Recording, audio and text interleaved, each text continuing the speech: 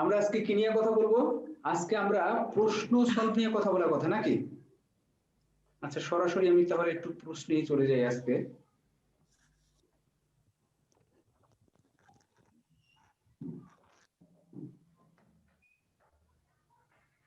তোমরা কোথায় জমা দিছো ওই গ্রুপে?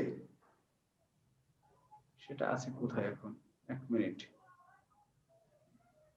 ওইটা লিংক দিলে ভালো হইতো।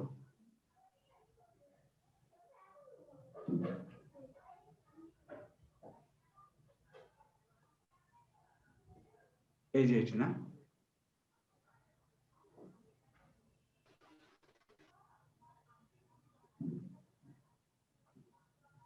ছবি খুব যত্ন করে এবং ভালো করে দেওয়া, তা না হলে ছবি নিয়ে ওই প্রশ্ন নিয়ে কথা বললে আমরা ই করতে পারবো না।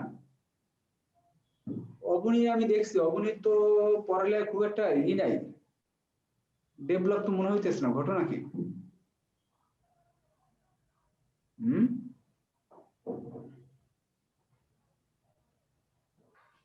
এটা কার? এটা দিয়ে আমার ছেলের ইস্যু চলে আসছে। আচ্ছা, প্রথম জমা দিয়েছিল কে? তুমি আবার পাল্টাই দিছো? স্যার অবনী দিছিল। হ্যাঁ, অবনী আবার পাল্টাই দিছে না?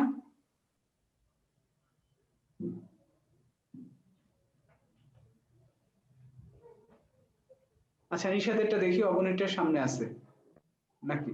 না, তাও না, নিশাত তো পরে দিছো। অবনীর এটা পাল্টাই দিছো না? আচ্ছা, কোনটা তাহলে স্যার? এই যে তুমি দুইবার দিছো না? আমি স্যার আমারটা হয়েছে কি, প্রথমে যখন দিছি তখন আমি রাত হ্যাঁ 3টের দিকে দিছি আমি। 3টের দিকে দেওয়ার পর পরের দিন সকালবেলা উঠে দেখি যে সব মেসেজ ডিলিট। কোথা থেকে ডিলিট হয়েছে আমি তো জানি না, হয়তো বা ওদিক থেকে হয়েছে, না আমার নেটে প্রবলেম ছিল আমি বুঝিনি। পরে আমি আবার দিছি। না, আমি পাইছি তো। তাহলে তোমার ওইখান থেকে ডিলিট হয়েছে, আমার এখানে তো ছিল। আচ্ছা, হয়তো বা আমি যাই কোনো হোক, শোনো। মেসেজই পাইনি। আচ্ছা শোনো, প্রথম কথা হচ্ছে যার নাম লিখবা আর বোর্ডের নাম লিখবা, প্রশ্ন দিবা, এইটা কার? এটা সম্ভবত তানিয়ার। এই হাতে লেখা কার? তানিয়া? তানিয়া কি আছো? সময় নষ্ট করো না, তানিয়া কি আছো? কথা বলো।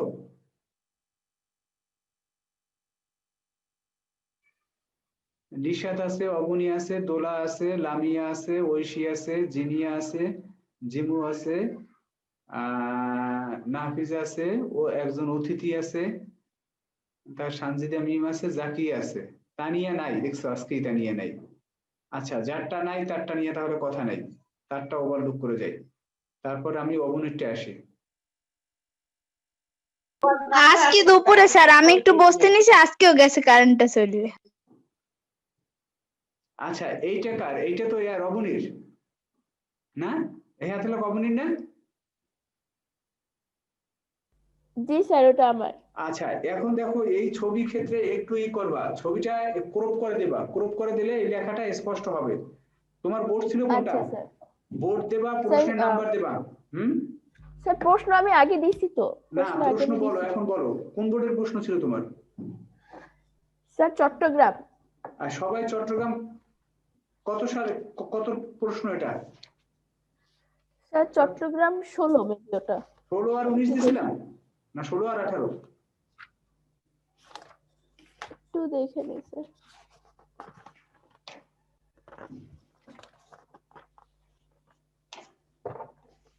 তুমি দেখে একটু পেজ নাম্বার বলো, তাহলে আমাদের পাইতে সুবিধা হবে।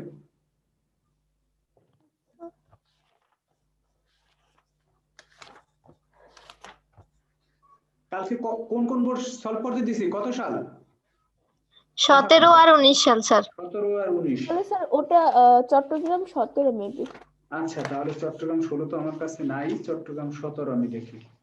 সবাই চট্টগ্রাম 17 জি প্রশ্ন স্যার, বের করো। চট্টগ্রাম 17 ওটা। সবাই চট্টগ্রাম 17 প্রশ্ন বের করো। সবাই এখানে কিন্তু গুরুত্ব দেবা, ভালো করে মনোযোগ দেবা। চট্টগ্রাম 17 প্রশ্ন সবাই বের করো। এটা কয় নম্বর প্রশ্ন? স্যার 1 নম্বর। খেয়াল করো, প্রথম প্রশ্নটাই ছিল যে বেস্টিক অর্থনীতি কি? এটা সমস্যা হবার কথা না। ওর ফার্স্ট পেজ কই?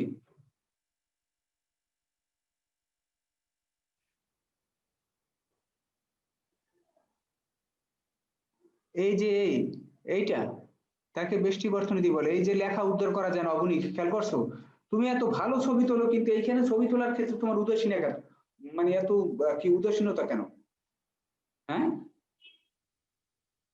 স্যার ওটা ছবি ঠিকই যায়, ঠিকভাবে এইচডি ভাবে তোলা হয়, কিন্তু মেসেঞ্জারে ছবি ফাইটা ফাইটা যায়। না না, কোনোভাবে ফাটে না, অন্যরা যে দেয়। আচ্ছা তোমার এটা আমি দেখছি প্রথমটা, যাই হোক, তুমি এখানে যে এই যে কোটেশন দিছো এগুলা কিচ্ছু হয় নাই। তোমার ব্যষ্টিক অর্থনীতির সংজ্ঞা আর দ্বিতীয়টা কি দিছো, তোমার এই যে তোমার খাতা আমি দেখছি এক নজর, কিন্তু আমার কাছে খুব একটা পরিবর্তন হয়েছে বা তুমি যে এই দ্বিতীয় দফায় পড়ো এইটা কিন্তু আমার কাছে স্পষ্ট না। নির্বাচন সমস্যা উদ্ভবের কারণ কি? তোমাকে প্রথমে এইটার জ্ঞান কি, হয়তো তুমি জ্ঞান দিতে পারো নির্বাচন। সবাই ভালো করে খেয়াল করো, যেহেতু সৃজনশীল আমরা একদম প্রথমের মধ্যে চলে আসছি। প্রথম সংজ্ঞাটা ছিল ব্যষ্টিক অর্থনীতি, একদম হুবহু বই থেকে তুলে দেবা ব্যক্তিক অর্থনীতি কি। তারপর হচ্ছে কি নির্বাচন, নির্বাচন সমস্যার উদ্ভবের কারণ কি। তাহলে দিতে পারো যে অনেকগুলোর মধ্যে থেকে যা বাছাই করার, অনেকগুলো সমস্যার মধ্যে থেকে বাছাই করার প্রক্রিয়াই হচ্ছে নির্বাচন। সংজ্ঞা দেওয়া, দিলে ভালো, না দিলেও সমস্যা নাই, দিলে ভালো। আচ্ছা, এরপর হচ্ছে নির্বাচন সমস্যার উদ্ভব হওয়ার কারণ কি, আসলে এর পিছনে তুমি বলো কি কারণ।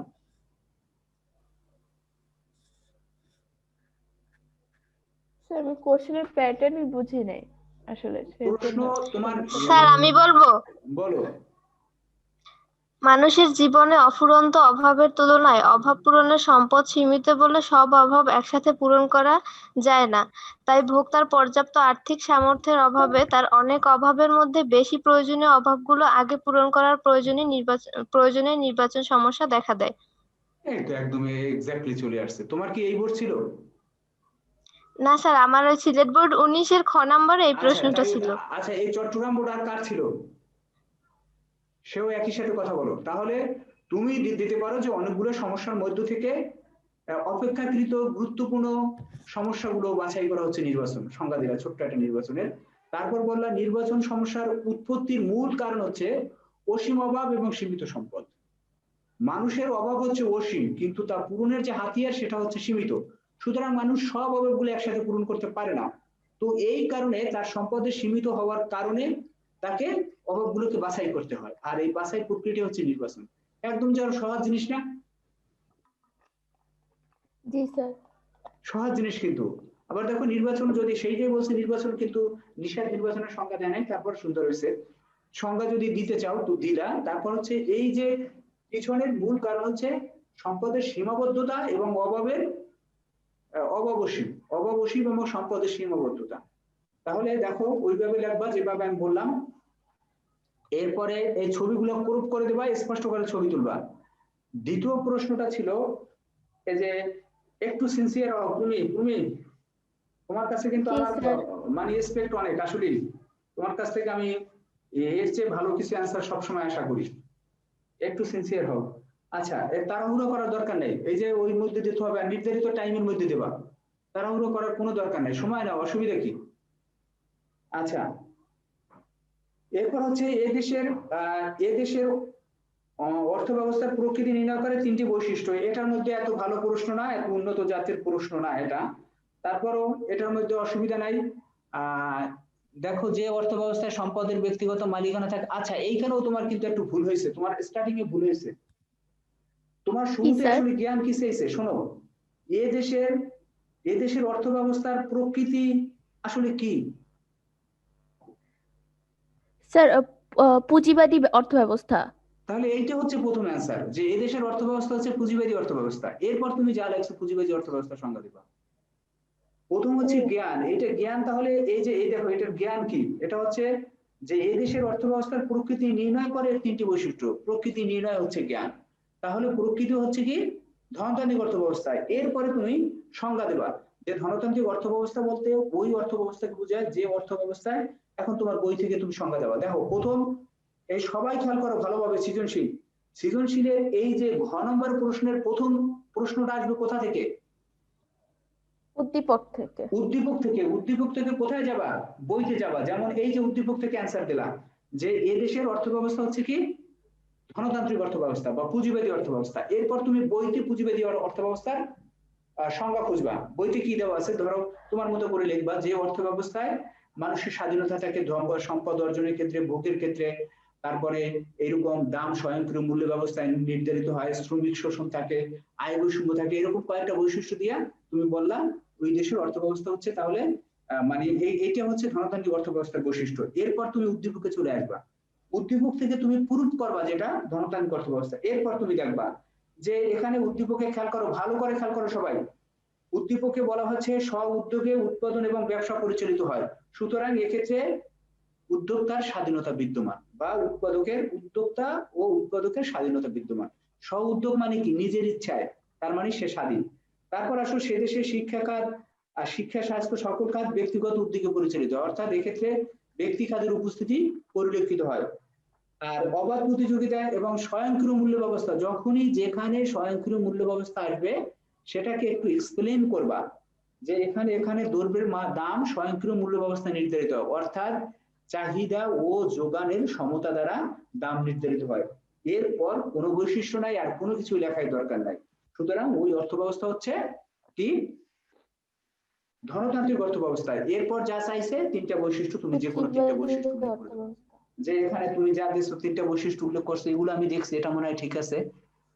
সকলের সম্পদের ব্যক্তি মালিকানা, এই বৈশিষ্ট্য কিন্তু এখানে আছে, কিন্তু ব্যক্তিগত খাত, সুতরাং এই বৈশিষ্ট্য তুমি আনতে পারবে না।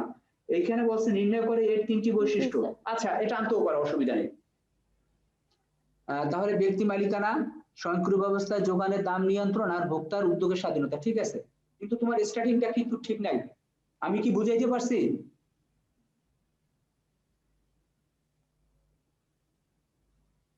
জি স্যার, জি স্যার। হ্যাঁ একটু সিনসিয়ার হও, মানে একটু খেয়াল রাখো। আচ্ছা এখন হচ্ছে শ্রেণী বৈষম্য সৃষ্টির ক্ষেত্রে এ এবং দুই দেশের অর্থ ব্যবস্থার মধ্যে তুলনা করে, একদম স্পেসিফিক করে দিয়েছে। এটা এই প্রশ্নটা ভালো, স্পেসিফিক করে দিয়েছে যে শ্রেণী বৈষম্য সৃষ্টি হওয়ার ক্ষেত্রে দুই দেশের অর্থ ব্যবস্থার মধ্যে তুলনা করো। তুমি লিখছো যে দেশের অর্থ ব্যবস্থা ধনতান্ত্রিক ব্যবস্থা, বিদেশের অর্থ মতো উল্টো দেওয়া হয়। আমরা জানি যে অর্থ ব্যবস্থা রাষ্ট্রীয় পরিচালিত হয় ধনতান্ত্রিক, অর্থাৎ জ্ঞানের মধ্যে এখনো তুমি সীমাবদ্ধ আছো। আচ্ছা এরপর হচ্ছে এ এবং বি তুলনামূলক বৈশিষ্ট্য, পুঁজিবাদী অর্থ ব্যবস্থায় ব্যক্তিগত খাতে মালিকানা থাকে, সম্পদ হয় পুঁজিবাদী অর্থ ব্যবস্থায়। তোমার লেখা পড়তে কিন্তু কষ্ট হইতেছে আমার। স্বয়ংক্রিয়ভাবে এবং শেখার দাম নির্ধারিত হয়, এইটা মোটামুটি কাছাকাছি আছে। তারপর আমি একটু বলে নেই, এটার সাথে অ্যাড করি। আসলে দেখো শ্রেণী বৈষম্য সৃষ্টি হওয়ার পিছনে তোমরা একটু বলো, সবার জন্য আমি ওপেন করে দিলাম যে ধনতান্ত্রিক অর্থ ব্যবস্থায় যে শ্রেণী বৈষম্য সৃষ্টি হয় এর পিছনের কারণ কি? এর কারণ হচ্ছে কি যে ব্যক্তি মালিকানার অবাধ মানে ব্যক্তি মালিক অর্থাৎ সম্পদ অর্জনের ক্ষেত্রে ব্যক্তির স্বাধীনতা, এইটা লিখতে পারো, সম্পদ অর্জনে ব্যক্তির স্বাধীনতা। আর কি হইতে পারে?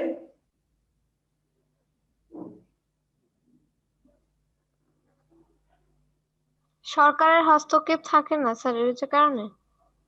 স্যার অধিক মুনাফা অর্জন থাকে না, এটা আনতে পারি। কি বলছো আরেকজন? স্যার অধিক মুনাফা অর্জন, এইটা হচ্ছে সেকেন্ড বেস্ট কারণ, মুনাফা অর্জন মূল উদ্দেশ্য। এরপর আর আমার লাগেও না, এরপর হচ্ছে আর কোনো দরকার নেই, এই দুটো দিয়ে ব্যাখ্যা করবো। তাহলে দেখো যে সম্পদ অর্জনের ক্ষেত্রে, অর্থাৎ এই যে শ্রেণী বৈষম্য সৃষ্টির পিছনে মূল কারণ হচ্ছে সম্পদ অর্জনের ব্যক্তিগত স্বাধীনতা। আর এই ব্যক্তিগত স্বাধীনতা অর্থাৎ উৎপাদক যার ইচ্ছা সে উৎপাদন করতে পারে, এবং এই ক্ষেত্রে আরো একটা বৈশিষ্ট্য চলে আসে, সেটা হচ্ছে এই যে শ্রম শোষণ বা শ্রমিক শোষণ বা শ্রেণী শোষণ। তাহলে এই সম্পদ অর্জন করার জন্য, আচ্ছা দেখো তাহলে এই সম্পদ অর্জনের ক্ষেত্রে অনেক সময় যে একটা নিম্ন শ্রেণীকে সে ডিপ্রাইভ করে, অর্থাৎ বঞ্চিত করে, এটা আরেকজনের সম্পদ অর্জন করে। আর এইখানে দেখো মুনাফা। আচ্ছা একটা ভালো জিনিস খেয়াল করে, এটা কিন্তু সামনে সব জায়গায় লাগবে, আমি প্রশ্ন সলভের জন্য সময় নেব, লাগলে অসুবিধা নাই, আমি লাগলে 2 দিন বসে প্রশ্ন সলভ করবো আর তোমাদের দেবো আরো। আচ্ছা মুনাফা ইকুয়াল টু কি আসলে, কারণ এই সেন্স গুলো সামনে লাগবে, দ্বিতীয় চ্যাপ্টারে লাগবে, তৃতীয় চ্যাপ্টারে লাগবে, চতুর্থ। মুনাফা মানে কি? স্যার এটা সুদ না? না না না, মুনাফা মানে কি? স্যার লাভাংশ। হ্যাঁ লাভের মুনাফার একটা অংশ হচ্ছে লাভ। তাহলে মুনাফা মানে কি? যদি না বোঝো, মুনাফা হচ্ছে আয় এবং ব্যয়ের পার্থক্য, আয় বিয়োগ ব্যয়। ক্লিয়ার? যেমন এই জি স্যার। কলম উৎপাদন করতে খরচ হয়েছে 50 টাকা, এটা তাহলে কি ব্যয়। আর এই কলম বিক্রি করলাম 60 টাকায়, এটা হচ্ছে আয়। বিক্রয় লাভ অর্থ অর্থনীতিতে আয়, তাহলে 60 টাকা। তাহলে এক্ষেত্রে মুনাফা হয়েছে কত? 10 টাকা। তাহলে আয় ব্যয়ের পার্থক্য হচ্ছে মুনাফা। এখন তুমি বলো তো যে মুনাফা কখন বাড়বে? যখন আয় বাড়বে। এবার আয় বাড়বে। আর কোন উপায় আছে আয় বাড়ার মানে মুনাফা বাড়ানোর?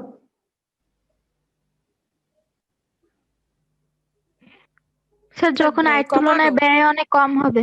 ব্যয় ব্যয় হ্রাস পাবে, দুইটা জিনিস। অর্থাৎ আয় যদি বেশি হয় তখনও মুনাফা বাড়বে, আর ব্যয় যদি হ্রাস পায় তখনও মুনাফা বাড়বে। আচ্ছা, ধনতান্ত্রিক অর্থ ব্যবস্থায় এখন দেখো, এখন আবার আমি চলে আসি, তাহলে ভালো করে খেয়াল করো, এটা বলতে আছি আমি, তুমি যতদিন অর্থনীতি করবে সব জায়গা লাগবে। তাহলে খেয়াল করো আয় কিভাবে বাড়ে, কোন উপায়ে আয় বাড়ে?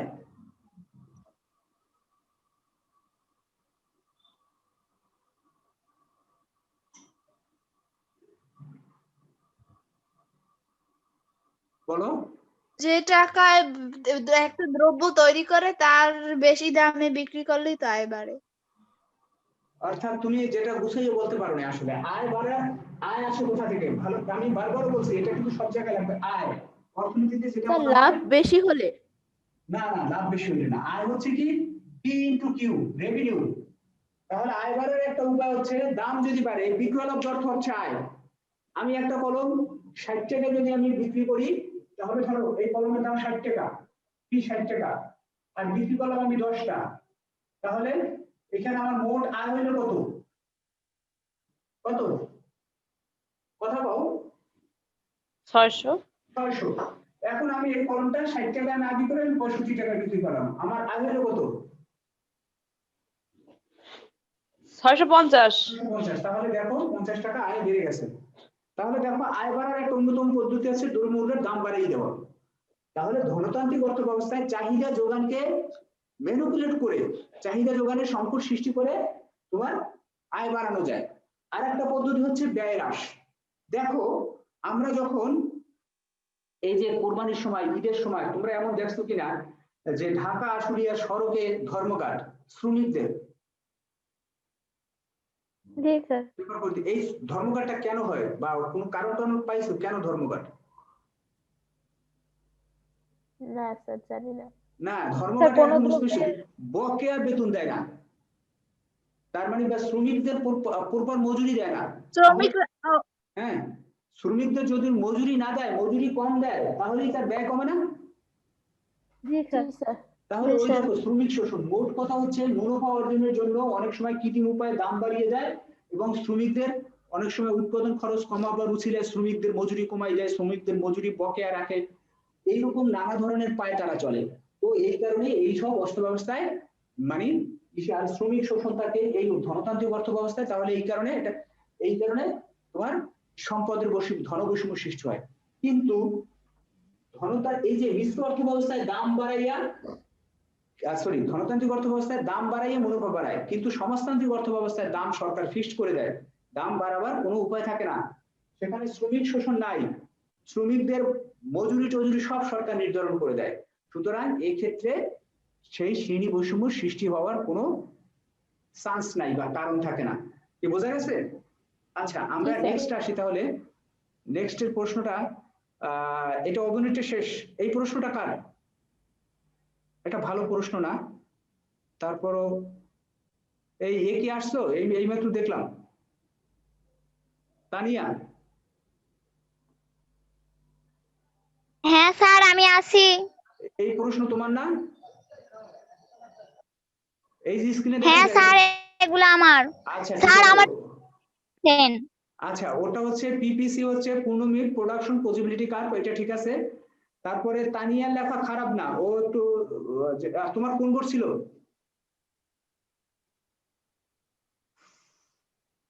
স্যার আমার যশোর বোর্ড ছিল।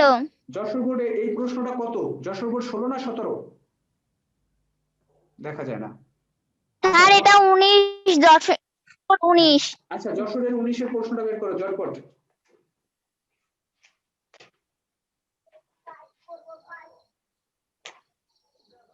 আস- সবাই 10 বোর্ড 19 প্রশ্ন বের করো।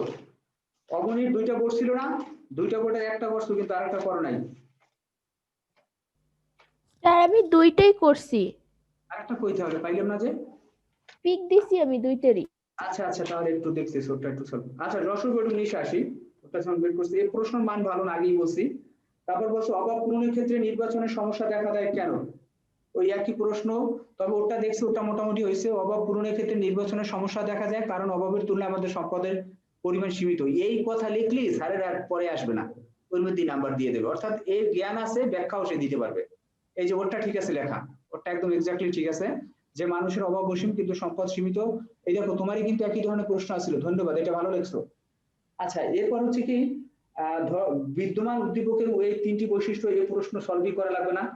এটা হচ্ছে ধনতান্ত্রিক অর্থব্যবস্থার 3টা বৈশিষ্ট্য, তুমি কেউ তোমার মতো করে 3টা বৈশিষ্ট্য পূর্ণ স্বাধীনতা ভোগ করে, নিজ উদ্যোগে উৎপাদন কাজে পরিচালনা করা হয়, এটা এটা হয়েছে, এটা আমাদের সমস্যা নাই। এরপর হচ্ছে, তারপর দেখো এ এবং বি অর্থব্যবস্থার দেশের অর্থনৈতিক ব্যবস্থা কি একই, বিশ্লেষণ করো। তাহলে উদ্দীপকে এ এর অর্থব্যবস্থা ধনতান্ত্রিক, তাহলে এই দুইটা হচ্ছে। প্রথম দেখো তানিয়া, এইখানে যে শুরু করবা, তোমার প্রশ্ন কি চাইছে বলো? প্রশ্ন চাইছে যে এ এবং বি দেশের অর্থব্যবস্থা কি এক, তুমি উত্তর কি দেছো? এ কি তারপর বি কি, কোন অর্থ ব্যবস্থা, এটাও তো বলা লাগে ওইখানে। হ্যাঁ, সেটা বলা লাগে, কিন্তু আগে যেটা প্রশ্ন চাইছে সেটার উত্তর দেবা। আগে প্রশ্ন চাইছে, বলবা যে এ এবং বি দেশের অর্থব্যবস্থা এক না, এরপর লিখবা এ দেশের অর্থব্যবস্থা ধনতান্ত্রিক, বি দেশের অর্থব্যবস্থা হচ্ছে সমাজতান্ত্রিক। তুমি বুঝছো কিনা বিষয়টা কি? প্রশ্নে যা চাই সেইটা আগে অ্যান্সার দিয়ে নেবা, হ্যাঁ স্যার। ঠিক আছে? আচ্ছা, এখন তুমি বিশ্লেষণ করো ধনতান্ত্রিক অর্থব্যবস্থার, এটা এত স্ট্রং প্রশ্ন না। আচ্ছা, এটাও মোটামুটি হয়েছে, ধরে নিলাম এটা হয়েছে। এরপর আছে এরপর এটা কি? Sir Jessore board 2017। হ্যাঁ, 17 প্রশ্নটা বের করো। সবাই কিন্তু প্রশ্ন সলভ করো, আমার সাথে থাকো। যশোর বোর্ড 17 প্রশ্ন বের করো। এইগুলা দেওয়ার উদ্দেশ্য হচ্ছে তুমি একটা করতেছো আর সবাইটা দেখবা। পারলে আমি তোমাকে দিয়ে সব করাইতাম, কিন্তু এই সময় তো একটু অনেক সময় চলে যাবে, সময় পেলে আবার ঘুরে ঘুরে করাবো। আচ্ছা, এখানে দেখো যে কে একজন সরকারি চাকরিজীবী, তিনি বাজারে চাল কিনতে গিয়ে দেখলেন যে চালের দাম কমে গেছে। তিনি এই কারণে ব্যবসায়ীকে জিজ্ঞেস করলেন, ব্যবসায়ী তাকে জানায় যে সরকার 10 টাকা দরে চাল বিক্রি করে, বাজারে চালের দাম পড়ে গেছে, যুক্তরাষ্ট্রের চাহিদা যোগানের ভিত্তিতে দাম নির্ধারিত হয়। প্রথম প্রশ্ন ছিল দুষ্প্রাপ্যতা কি, এটার মধ্যে সমস্যা নাই। কোন অর্থ ব্যবস্থায় দাম নিয়ন্ত্রণ সরকারের ভূমিকা থাকে না, এটার মধ্যে অসুবিধা থাকার কথা না, দাম নিয়ন্ত্রণে। আর এইটার মধ্যে আচ্ছা, সরকারের ভূমিকা কেন থাকে না, এই কথাটা কিন্তু তুমি ঠিক মতো আনতে পারো নাই। ধনতান্ত্রিক অর্থ ব্যবস্থায় সরকারের ভূমিকা থাকে না, এটা ঠিক আছে, তুমি এক পাইছো, কিন্তু বিশ্লেষণটা হচ্ছে স্বয়ংক্রিয় মূল্য ব্যবস্থায় অর্থনৈতিক কার্যক্রম নিয়ন্ত্রিত পরিচালিত, এটাও ঠিক আছে, কিন্তু স্বয়ংক্রিয় মূল্য ব্যবস্থা বলতে আসলে কি বোঝায়?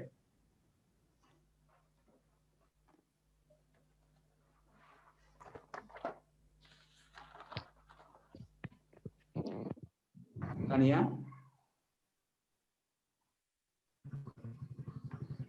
স্যার আমি বলবো, হ্যাঁ বলো।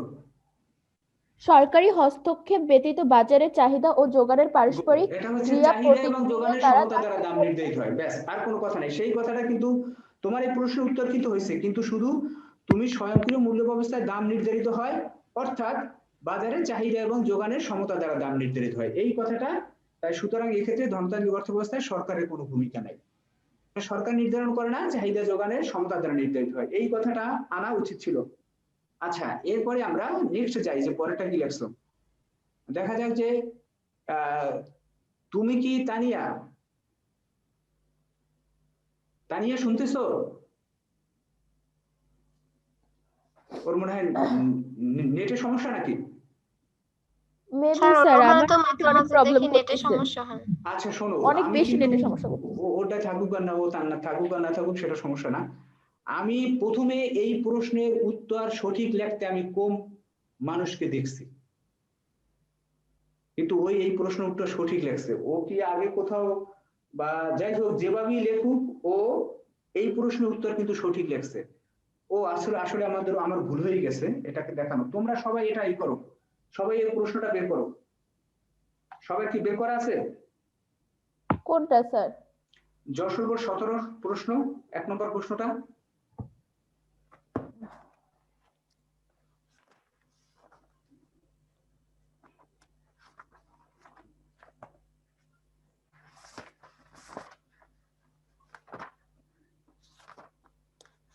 জি স্যার।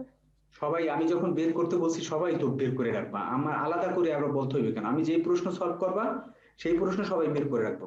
আচ্ছা, তোমরা তোমাদের মধ্য থেকে বলো তো যে এই যে কে দেশে কোন ধরনের অর্থ ব্যবস্থা প্রচলিত?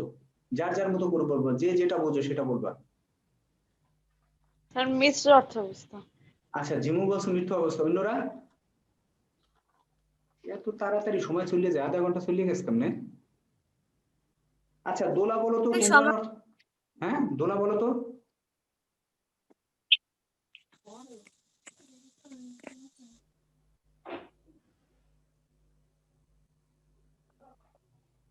দোলা সমাজতান্ত্রিক। সমাজতান্ত্রিক। আচ্ছা, মিম বলো, শাহজাদি মিম।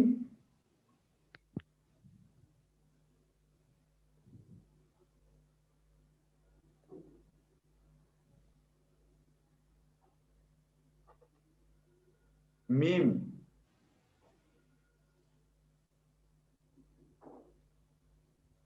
মিম কি বলবো না? কথা কয় না, শোনে না নাকি? আচ্ছা, ঐশী বলো, ঐশী ঈশ্বর জান, ঐশী। সমাজতান্ত্রিক। সমাজতান্ত্রিক। এইবার বলো, বলো নিশাদ বলো।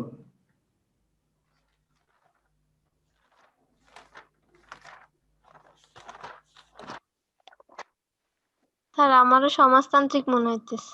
আচ্ছা, সমাজতান্ত্রিক পক্ষে বেশি রায় আসছে, কিন্তু কেউ ধনতান্ত্রিক বললা না। ধনতান্ত্রিক কি কেউ বলবা? স্যার ধনতান্ত্রিক হতে পারে, আবার মনে হয়। আচ্ছা, ধনতান্ত্রিকের পক্ষে কেউ কি বলবা কিনা? স্যার এইটা ধনতান্ত্রিকই হবে। গণতান্ত্রিক হবে? দেখছো, আমি যে গণতান্ত্রিক হয়েছি এখন গণতান্ত্রিক চলে গেছে।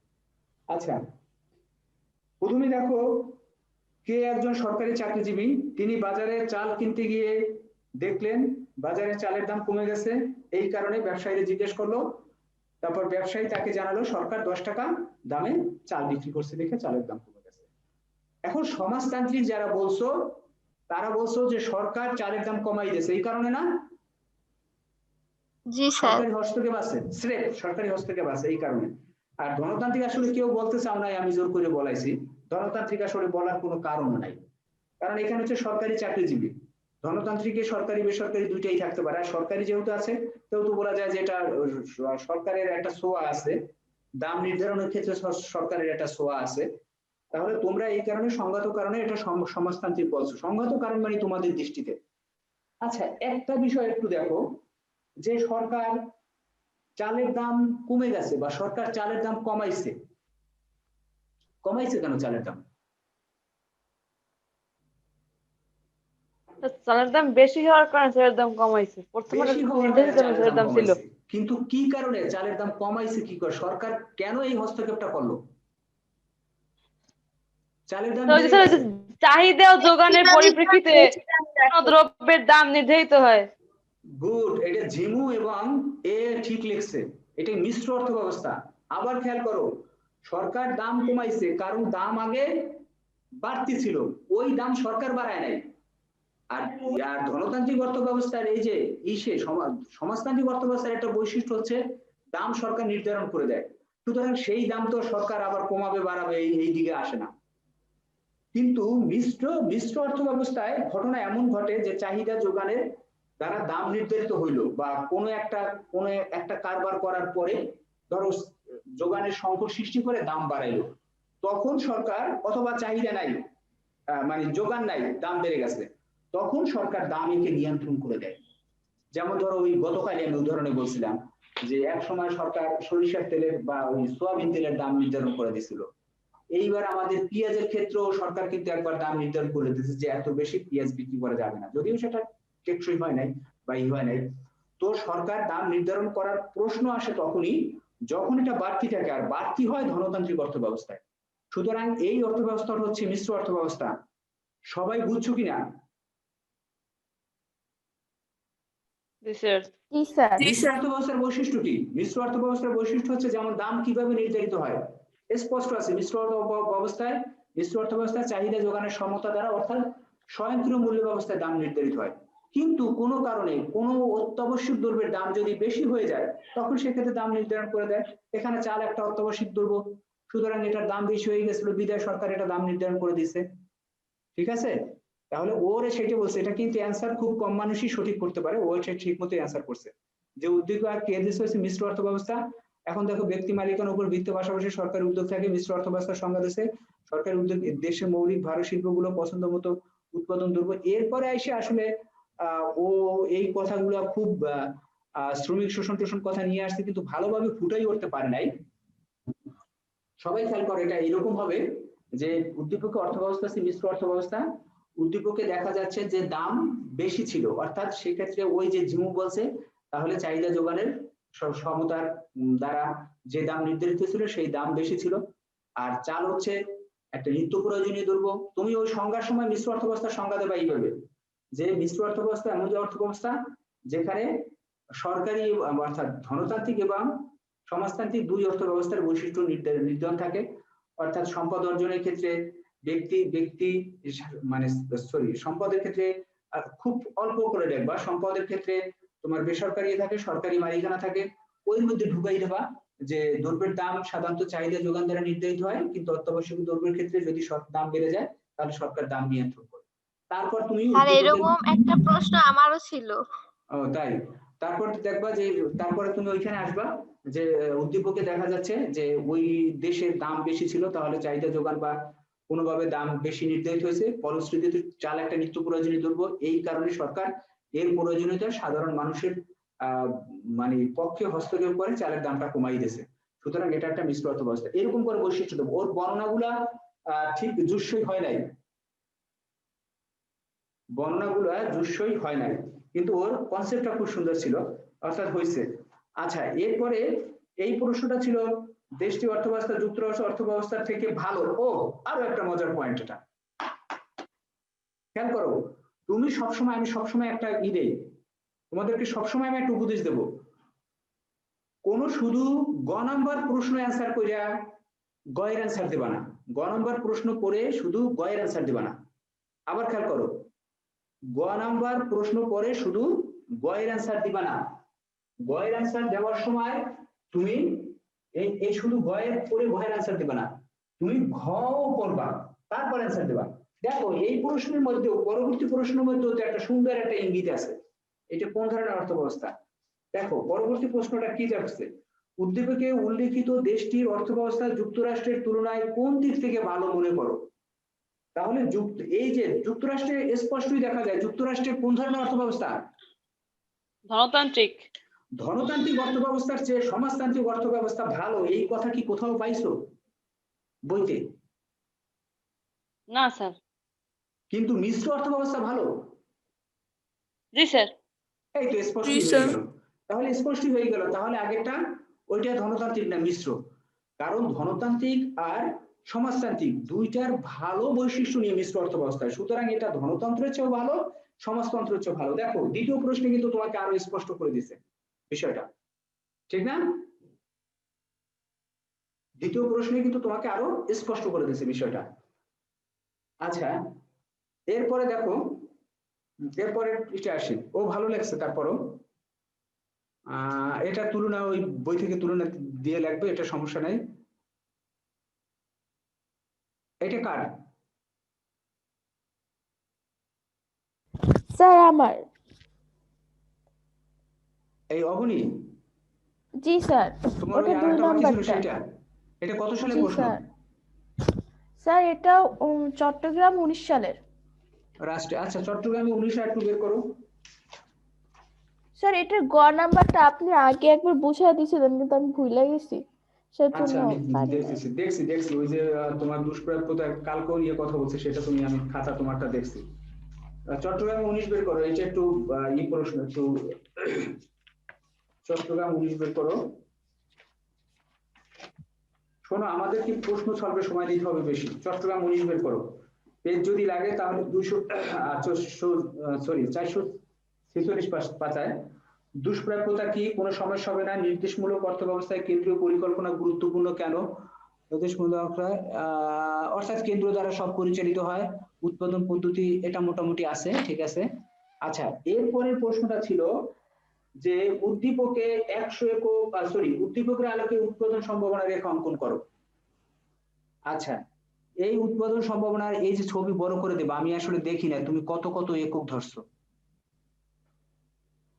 অবনী, একক গুলা কিন্তু দেখা যায় না, ছবি স্পষ্ট না। তোমার ছবি তোলার সময় কি হাত কাঁপে? ছবিটা আমি দেখতেছি একটু না, স্যার। এইটা স্পষ্ট করবে। হাত কাঁপলে এরকম একটা স্যার ঠেস ওখানে দিয়া, 50 আছে, 100, 130 আছে, না উপরেও সেম। 130 থাকলে হইবে না, 50, 100, 150 আচ্ছা করলাম।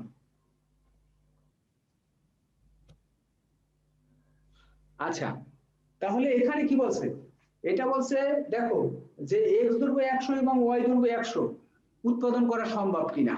এখন আমরা আসো, এই 100 এক্স দৈর্ঘ্য 100 আর ওয়াই দৈর্ঘ্য 100, টানও এই 100 আর এই 100, আমরা এটি উৎপাদন করা সম্ভব? না স্যার, না স্যার, সম্ভব না, অর্জনযোগ্য। সম্ভাবনা রেখার বাহিরে, অর্জনযোগ্য। তার মানে আমার যে পরিমাণে এই যে এই বিন্দু উৎপাদন করতে যে পরিমাণ সীমিত সম্পদ ও প্রযুক্তি সীমিত। তাহলে দেখো হ্যাঁ একদম পুরোই সহজ জিনিস, তুমি শুধু রেখাটা আনতে পার নাই, তোমার সেই জন্য হয় নাই। আচ্ছা, এখন আমি চলে গেলাম নেক্সটে। এটার মধ্যে সমস্যা থাকার কথা না, আছে এখন এটার মধ্যে ব্যাখ্যা করতে পারবা। আচ্ছা, তাহলে খালি উল্টো দিকে যায়, কারণ কোন দিকে যে শুরু কোন দিকে শেষ কিচ্ছু বুঝি না।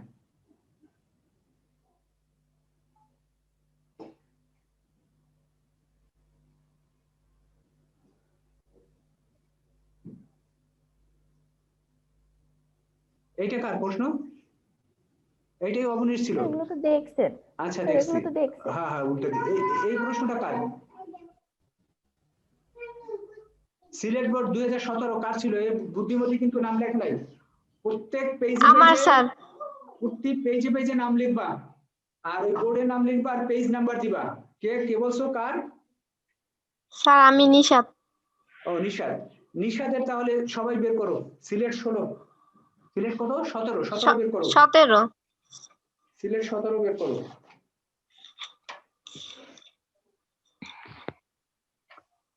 আচ্ছা, এখন কি তোমরা কি যুদ্ধ হয়ে যাবা?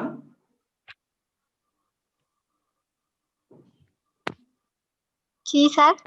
ওই যুদ্ধ হয়ে যাবা, যুদ্ধ? ওই বুঝি না কিছু। যুদ্ধ মানে ওই ব্যাচ থেকে আলাদা হয়ে যাবা কিনা? এখানে তো মোটামুটি 10-15 জন হয়েছে। স্যার তাহলে তাহলে ভালো হইতো খুবই। স্যার ওই ব্যাচে এমনি তো মানুষও অনেকজন হয়ে যায় স্যার, তার আর আমাদের দ্বিতীয় অধ্যায় তো হয়ও না স্যার। স্যার তাইলে আবার পিছাই যাব, কিন্তু তৃতীয় অধ্যায় পড়তে অনেক সমস্যা হয়, যেহেতু দ্বিতীয় অধ্যায় এখন পর্যন্ত বুঝি নাই। না সমস্যা তো হয়, আমি তো যে আবার আমার কাছে কয়েকজন পড়তেও চাইছিল, ওরাও দুইটা এর সাথে তোমার তাল মিলানো কঠিন হয়ে যায়। এখন তোমরা একটু ভাইবা দেখো। হ্যাঁ স্যার। আবার আমাদের দুইটা অধ্যায় চলতেছে তো স্যার, দুইটা একবারে বুঝতে অনেক কষ্ট হয়। কষ্ট হয়, এটাও আমি বুঝি। এখন দেখো ওই সময় এখন মনে হয় যে তোমরা স্বাবলম্বী হইছো, কিন্তু এই যে ইরেগুলার হয় এটা কিন্তু আমার খুবই লাগে। এখন আজকে 13 জন ছিল, এখন নাই। আচ্ছা, এটা নিয়ে আমরা পরে কথা বলবো। আর শোনো, আগামী সপ্তাহ থেকে আমরা পড়বো 6:15 পড়বো। আচ্ছা স্যার। কারণ এই 6:15 স্যার বলো স্যার, বলো। আমরা ওদের থেকে এক চ্যাপ্টার পিছাইয়ে থাকলে কি মানে সমস্যা হবে? না সমস্যা হবে না, নাইলে আমরা আলাদাই পড়তাম। কোনো সমস্যা নেই। আচ্ছা, স্যার ওরা অনেক পারে তো, ওই ব্যাচে আমরা খুব কম পারি, বুঝতেও সমস্যা হয়। আমরা তাহলে আমি একটু সময় নেই তোমাদেরকে, তাহলে আমি শনিবারের মধ্যে জানাই দেবো, ঠিক আছে? আচ্ছা স্যার। আচ্ছা, যেটা এটা কত? সিলেট 17। কারণ আমি দেখছি তো এই যে তোমাদের এই পড়াবার সময় এগুলো কিন্তু ওদের ওই প্রথম ব্যাচে আমি একদম সব ধরে শিখেছি, কিন্তু তোমাদের আমি 2 দিনে শেষ করে দেব। এই তাড়াহুড়ায় আমি কিন্তু অনেক কিছুই তোমাদেরকে মানে বুঝাই দ্রুত চলে আসছি। কারণ ওদেরকে ওই জাকিয়া জিজ্ঞেস করো, জাকি আর ওই প্রবীণ, ওরা তো ওখানে ছিল। ওখানে প্রায় আমরা এটা 5-6 দিনে শেষ করছি না? জি স্যার, এক সপ্তাহের মতো লাগছে। পুরো চ্যাপ্টারটা আমরা শেষ করছি, তোমার সময় নিছি। তাহলে যদি তোমাদের ওই যে একটু সময় নেব, সেই জন্য আমি বলতেছিলাম আমরা প্রশ্ন সলভই করবো, এরকম ধীরে ধীরে করবো, ওই বডি হোক। আচ্ছা, এরপর হচ্ছে কত? সিলেট 17।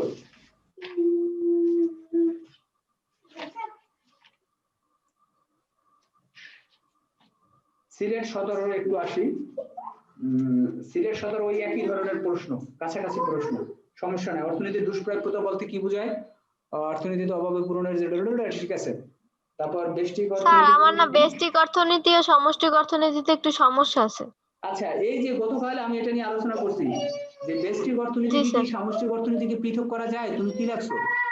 পৃথক করা যায় না, অ্যান্সার ঠিক আছে, করা যায় না। ঠিক আছে, অসুবিধা কি? ঠিক আছে তো, লেখছো। স্যার আমি সংজ্ঞা ঠিকই বুঝি, কিন্তু হচ্ছে গিয়ে যখন উদাহরণ দেখি যে এটা ব্যষ্টিক অর্থনীতির ঠিক আছে তো কোনো তোমার লেখা। নাকি সামষ্টিক অর্থনীতি সেটা বুঝি না আমি। না না, ও তোমার অত ব্যষ্টিক সামষ্টিক অনেক বড় বিষয়, যেটা আছে সেটা তুমি থাকো, কিন্তু তোমার লেখা ঠিক আছে। এটা এই যে সঠিক বিশ্লেষণ করা উভয়ের পক্ষে প্রয়োজন, তাই এটা তো সুন্দর হয়েছে লেখা তোমার। এখন একটু নিশার প্রশংসা করলে আবার কেন এই হয়ে যায়? নিশার একটু দেখছি না, আরো কয়েকজনের প্রশংসা করি আমি হারাই ফেলাইছি। আচ্ছা, তো এই জন্য কিছু কইলাম না, তবে লেখা এটা তোমার ঠিক আছে। আচ্ছা, এরপরে দেখো দ্বিতীয় প্রশ্নটা হচ্ছে এই যে একটা উৎপাদন সম্ভাবনা রেখা আঁকতে বলছে, তুমি এ বি সি ডি যা চিত্রে যথাক্রমে এ বি সি ডি, এখানে একই। স্যার ওই যে 100 ওই জায়গায় হবে। এখানে এক্স হবে না, এ হবে না, এর কথা লেখছো নাকি? আগে এ লেখছো, এর কথাই জানো। আরে ডাইয়েডা, এই যে এ দ্বারা করো। ঠিক আছে, সুন্দর হয়েছে লেখা, লেখা সুন্দর হয়েছে। এই আর এইটা হচ্ছে কি, দ্বিতীয়টা হচ্ছে 40 একক এবং এক্স দৈর্ঘ্য যদি 40 আর 60 উৎপাদন করতে চায়, সবাই এই প্রশ্নে আসো। সিলেট বোর্ড 17, শুধু নিশা কথা বলবা না, অন্যরা বলো 40 আর 70 একক এই সূচি অনুসারে উৎপাদন করা সম্ভব কিনা? উৎপাদন করা সম্ভব, কিন্তু সেটা যুক্তিযুক্ত হবে না স্যার। আমি নিশারে বলতে নিষেধ করছি। আচ্ছা ঠিক আছে। বলতে নিষেধ করছি, সেই কইয়ে দিস হইলো কিছু। আর মুখে পজিটিভ দিয়ে তারপর শুরু করা উচিত ছিল। আচ্ছা, অন্য কেউ একটু বলো তো তারপরেও। এই কথা বসকা, এই তোরা তুই বলছো না এখানে কথা বলবি না? এই আশা। আচ্ছা, স্যার এটা যোগ্য হবে না, কারণ এখানে মাঝে বেকারত্ব প্রকাশ পায়। উৎপাদন করা যাবে, কিন্তু এখানে করা মানে সেটা এটা যোগ্য হচ্ছে হবে না। সহজ কথা হচ্ছে, এটা সবাই যোগ্য দেখো খেয়াল করো, এটা সূচির দিকে তাকাইলেই হয়। সূচিতে তুমি 40 নাও, 40 এর সাথে সূচিতে আছে 90। অদক্ষ অঞ্চল হবে।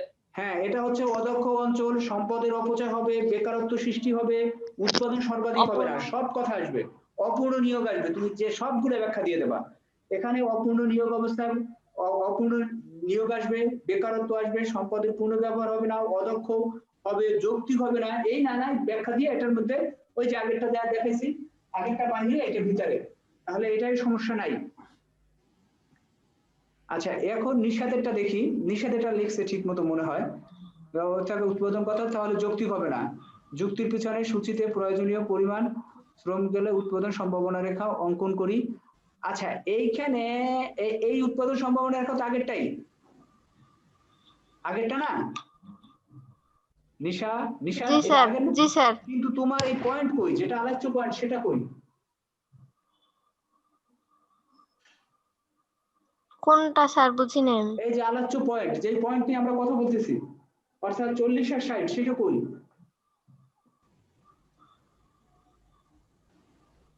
আচ্ছা, এই যদি আমি বুঝাই 40 আর 60 এরকম একটা আসবে না? এই 60-এ যাবো আর এটা 40-এ যাবো, সেরকম একটা পয়েন্ট আসবে না? তুমি সেই পয়েন্ট তো বের করো নাই, বের করছো? স্যার ওই পয়েন্টটা তো 60 এর ওই জায়গায় হবে। কই সেই পয়েন্ট? হ্যাঁ, আমার একটু দেই নাই স্যার আমি। দাও নাই। ওই 40 আর কত দেছো? 80। তুমি বইয়ের অনুসারে দেছো, ওই ছবিতে এই দেখো, এটাই যদি হইতো এই 40 60, এটাই যদি আবার বলতো 80 80 উৎপাদন করলে কেমন হবে, এই 80 এই 80, অর্থাৎ দেখো যেটা উৎপাদন সম্ভাবনা রেখার ভিতরে পড়ে গেছে। স্যার তাহলে এখানে ওই যে সূচিতে আগে চিত্র যেরকম আঁকছে ওরকম না আঁকে এখানে 40 60 দিয়ে এঁকে দেখাবো।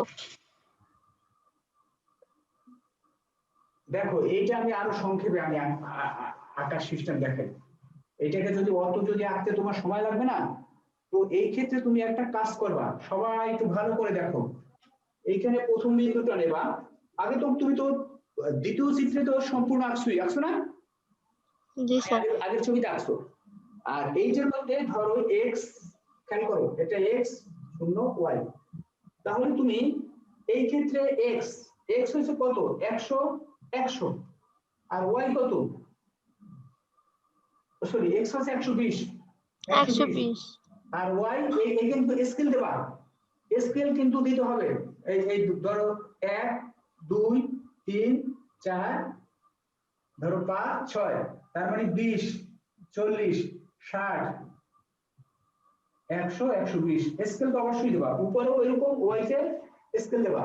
এই 1 2 3 4 5, তার মানে কত 20 40 60 80 100, তাহলে ওয়াই তে সর্বোচ্চ কত 100, আর এই যে একদম এরকম একটা রেখা টেনে দাও, সরি এই যে একটা উৎপাদন সম্ভাবনা দেখা হয়েছে না? জি স্যার।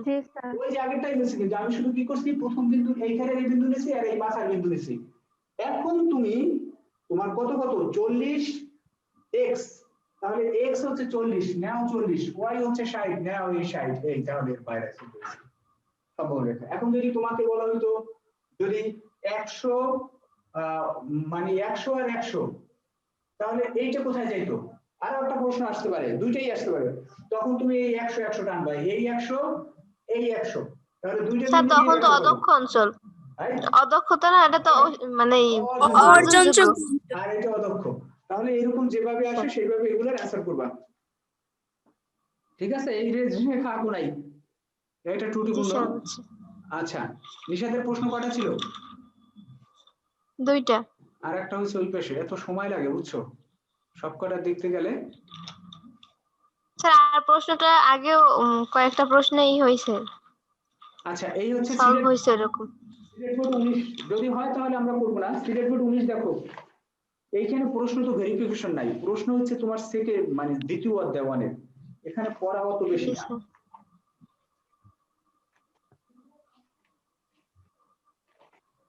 সিলেক্ট করতে একটু বের করো তো, দেখবা না এই যে এই প্রশ্ন সলভ হয়েছে না, এরপর এগুলো তোমরা একদম এইভাবেই পারবা। সিলেট স্যার ফার্স্ট পেপারে কি সব চ্যাপ্টারই পড়তে হবে? হ্যাঁ, ফার্স্ট পেপার সবকটা চ্যাপ্টারই। স্যার তাহলে second first paper second paper sir দুইটা কিভাবে স্যার এত অল্প সময়ের মধ্যে? দুইটা দিয়ে কি আছে, তোমার চ্যাপ্টার হয়েছে কয়টা সেইটা হচ্ছে বিষয়, চ্যাপ্টার 6টা চ্যাপ্টার পত্র স্যার দেওয়া সেকেন্ড পেপার আমার মাথায় ঢোকে না, সব মুখস্থ বিষয় একদম মাথায় থাকে না। আমারও তো এক, আমি নিজেও স্যার মুখস্থ তাহলে করেছি আমাদের যে বিষয়টা। করোনায় স্যার পিছিয়ে গেছে স্যার, আমাদের এর জন্য কি আলাদা কিছু করবে না? কি করবে তোমার? মানে তোমরা অটোপাস পরীক্ষা পাবো না, দেরিতে বা স্যার সিলেবাস একটু টাইম কমাইয়া বেশি দিবে। দেবে না স্যার? টাইম বেশি আমাদের তো নেবে, ভর্তি সমস্যা নেই। হয়েছে দেরিতে। টাইম না দিলেও স্যার সিলেবাস যদি কমাইয়া দেয়, কারণ আমাদের তো ক্লাস শুরুই হয়েছে প্রায় 5 মাস পরে। আচ্ছা সে দেখা যাক, ওইখানে তোমার টাইম বাড়াই দেবে। আচ্ছা এখন দেখো আমরা একটু এই ইসের মধ্যে আসি। তারপর এটা হচ্ছে এদেশের সম্পদ বিদেশে স্বীকৃত কর্মকাণ্ড সরকারি উদ্যোগ, এটা তো সহজ প্রশ্ন। জি স্যার। আচ্ছা, উদ্দীপক আমি করি যে এই একটি দেশ যেখানে সম্পদের ব্যক্তি মালিকানা স্বীকৃত, তবে এটা সীমিত। বেশিরভাগ উত্তরবর্গ কর্মকাণ্ড বেসরকারি মালিকানায় পরিচালিত, পাশাপাশি সরকারি খাত এবং বেসরকারি খাতের মতো উন্নয়ন কর্মকাণ্ড পরিচালিত হয়। ইদানিং সরকার খাতগুলোকে বেসরকারি খাতের মতো দক্ষ কর্মকাণ্ডে পরিচালনা করতে পারছে না। এ দেশের আমি দেখে পড়া ভালো না, এদেশের সরকার রাষ্ট্রায়ত্ত কারখানাগুলো বিরাষ্ট্রীয়করণ এবং বেসরকারি খাতকে পূর্ণ স্বাধীনতা দেওয়ার সিদ্ধান্ত নিয়েছেন। ফলে দেশটিতে আয় বৈষম্য, সমতা, শ্রেণী বৈষম্য দেখা দেয়। তার মানে কি ছিল, কোথায় ছিল, কিভাবে কি হলো? তাহলে প্রথমটা কি, প্রথমটা নিয়ে অসুবিধা নাই। অর্থনীতি নির্বাচন সমস্যা কেন উদ্ভব হয়, এটাও নিয়ে সমস্যা থাকার কথা না। আচ্ছা এরপর হচ্ছে প্রথমটা বলছে কি, এ দেশের অর্থ ব্যবস্থা কোন প্রকৃতির চিহ্নিত করো। তাহলে এ দেশে মিশ্র অর্থ ব্যবস্থা, ঠিক আছে, ঠিক আছে না সবাই? বেসরকারি সরকারি মিশ্রর কথা উল্লেখ আছে। জি স্যার। আচ্ছা মিশ্র আছে। তারপর বলছে পরের অংশটা বলছে যে উদ্দীপকে উল্লিখিত সরকার কর্তৃক গৃহীত পদক্ষেপের ফলে অর্থ ব্যবস্থার কোন ধরনের পরিবর্তন ঘটবে বলো। মিশ্র অর্থ থেকে ধনতান্ত্রিক অর্থ ব্যবস্থা পরিচালিত হবে, ঠিক আছে। ভিতরে লেখাও সম্পদ উৎপাদনে ব্যক্তি স্বাধীনতা উভয় থাকে, এগুলা হয়েছে মনে হয়। ধন্যবাদ নিশাদ, ভালো লেখছো। আচ্ছা আজকে কি এই পর্যন্ত থাকবেন, আরো দেখবো? থাক এই পর্যন্ত। এই পর্যন্ত থাক। তাহলে তোমরা ওই শুক্রবার একটু রেস্ট নাও, আর আমি নতুন করে দিলাম না, ওই আগামীকাল এটা সলভ করে তারপরেই করব।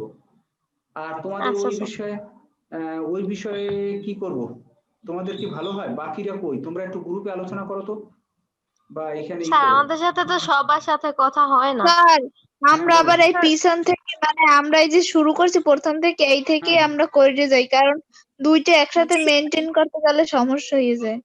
ওকে, স্যার তাহলে এটাই তোমরা ভালো। কোনোটাই ঠিক মতো শেখা হবে না তাইলে। তাহলে জি তোমরা স্যার, দুটো আমাদের নিয়ে যাইতেছো? আলাদাই ভালো হয়। জি দুটো স্যার। নিয়ে যাইতেছো শিওর? না জি স্যার, আমি স্যার। হতে চাই না। স্যার আমি শিওর। দুইটাতে করবো, আমার এটা শেষ হয়ে গেলে আমি ওটাতে একেবারে হ্যাঁ পার্মানেন্ট তোমার হয়ে যাবো। তাহলে ইয়েস, অসুবিধা নাই। যে ওখানে যেতে চাও তুমি আর জাকিয়া, তো তুমি গেলে যাবো, সমস্যা নাই। মানে যারা নতুন তাদের জন্য। তাহলে আমরা বিবেচনা করি তোমার কেসে, মানে তুমি স্বাধীন, তুমি পাখির মতো উঠতে পারবে যেখানে যাও সেখানে, ঠিক আছে? জি স্যার। আচ্ছা তাহলে আজকে এই পর্যন্ত থাক, সবাই ভালো থাকো, আমরা আলাপ করবো না, ওটা তোমাদেরকে জানাবো না। হ্যাঁ, আচ্ছা, আল্লাহ হাফেজ। আসসালামু আলাইকুম। ওয়ালাইকুম স্যার আসসালাম। আসসালামু আলাইকুম। ওয়ালাইকুম আসসালাম। স্যার আসসালামু আলাইকুম। ওয়ালাইকুম আসসালাম। কিন্তু 14 থেকে 13 দিন থেকে 11 জন হইলো কেন? আচ্ছা সবাই একটু মনে প্রাণে চাও যে এই যে ফেব্রুয়ারি থেকে এই অনলাইন বাদ হয়ে যাক। ভালো লাগে না? তোমাদের ভালো লাগে না? ফেব্রুয়ারি থেকে স্যার? জি স্যার। কইতে পারি না মার্চ থেকে হয় কিনা, দেখা যাক। আল্লাহ হাফেজ। জি